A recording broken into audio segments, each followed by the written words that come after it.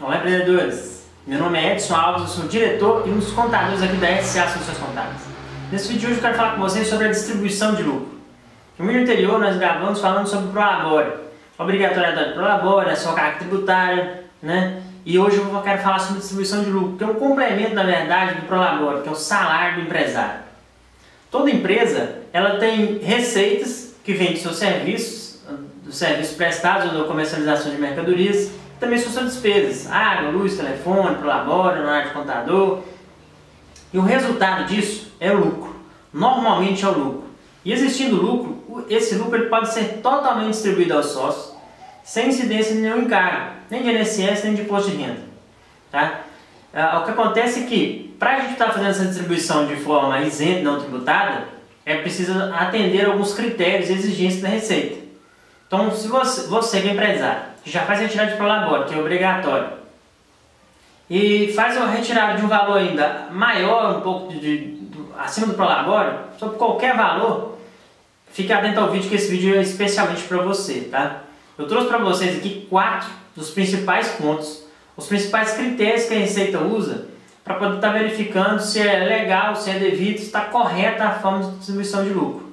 Para que você faça a distribuição isenta de INSS e de imposto de renda. Não vai pagar nada mais de imposto. Tá? O primeiro princípio, o primeiro critério, aliás, para ser adotado, é a questão da existência do lucro.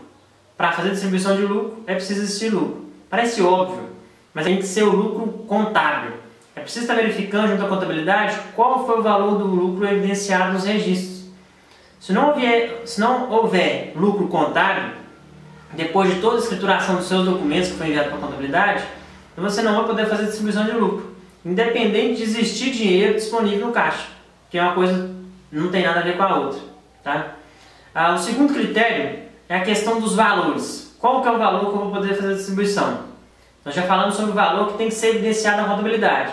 Só que tem um ponto importante. A legislação do imposto de renda, que trata sobre a distribuição de lucro, ela dá duas possibilidades.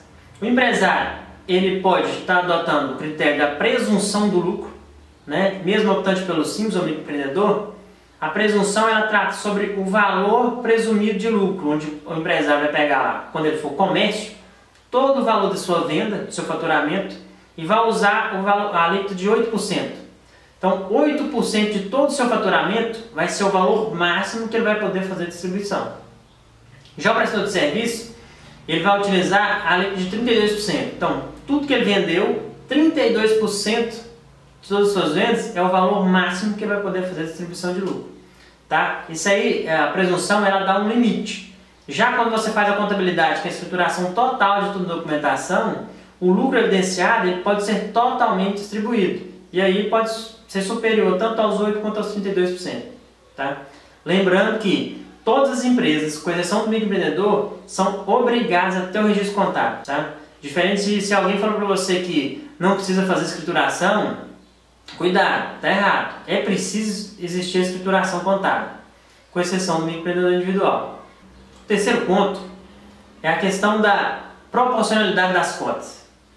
Toda a sociedade ela é obrigada, no contrato social, a constar a cláusula da proporcionalidade das cotas, onde vai falar qual que é a forma de fazer a distribuição de lucro. E é comum a gente pegar empresas que, quando a gente pega uma empresa nova, a gente vai analisar como é feita a questão da distribuição de lucro, e a gente já vai analisar o que diz no contrato, e na verdade está em desacordo. Às vezes o sócio tem 50% cada um, e de repente um sócio faz a retirada de 60% do valor do lucro e outro sócio faz de 40%. Isso está desproporcional, porque no contrato social diz que são 50% para cada um e a distribuição vai ser na proporção das cotas. Então, se é feito dessa forma, o sócio que fez a retirada com valor maior, ele vai ter que pagar INSS e imposto de renda, vai ser tributado normalmente.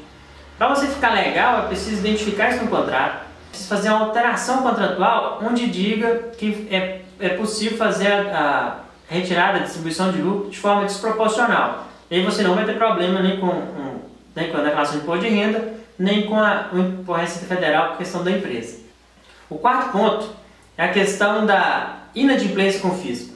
A Receita Federal ela só permite essa isenção de encargos sobre a distribuição de lucro quando você está adimplente, quando você não deve. Então, se você é lucro presumido está devendo lá imposto de renda e contribuição social, ou se você é um microempreendedor que está devendo o DAS, é optante pelo Simples, não está pagando o DAS do Simples, você não pode fazer distribuição de forma isenta. Tá? Esses são os 4 principais pontos que eu trouxe para vocês aqui. Eu quero reforçar a questão da contabilidade. Toda empresa já é obrigatória fazer o registro contábil. Toda empresa é obrigatória ter o contador com esse número de empreendedor individual. Então, se eu já tenho essa obrigatoriedade, eu não preciso ficar correndo o risco de ser autuado pela Receita. Você que não está fazendo não está atendendo nenhum desses critérios, não faz essa observação, sobrou dinheiro, você vai lá e pega. O que vai acontecer com a empresa? O que pode haver se houver um tipo de fiscalização? Como eu disse, a empresa pode ser autuada e, além disso, todo esse período que a Receita identificar onde não houve adotar os critérios devidos, o que exceder ali, o valor que seria permitido, você vai ser obrigado a estar fazendo recolhimento com juros e multas, né? O valor atualizado até o período atual, desde quando foi evidenciado a distribuição, tá? Indevida. É um risco totalmente desnecessário. Dá uma olhada aí junto ao seu contador, verifique se está feito da forma correta, para você não ter esse problema específico. O que eu tinha que falar para vocês sobre distribuição de lucro era isso. Eu deixei um likezinho aqui no vídeo. Se você achou relevante o conteúdo, achou bacana, dá um likezinho pra gente, chama o joinha do YouTube e compartilhe o vídeo com outras pessoas que podem estar ajudando alguém também. Na descrição do vídeo eu deixei aqui o site e o nosso e-mail. Caso você tenha alguma dúvida e queira mandar pra gente, a gente vai ter o maior prazer de responder para vocês, tá?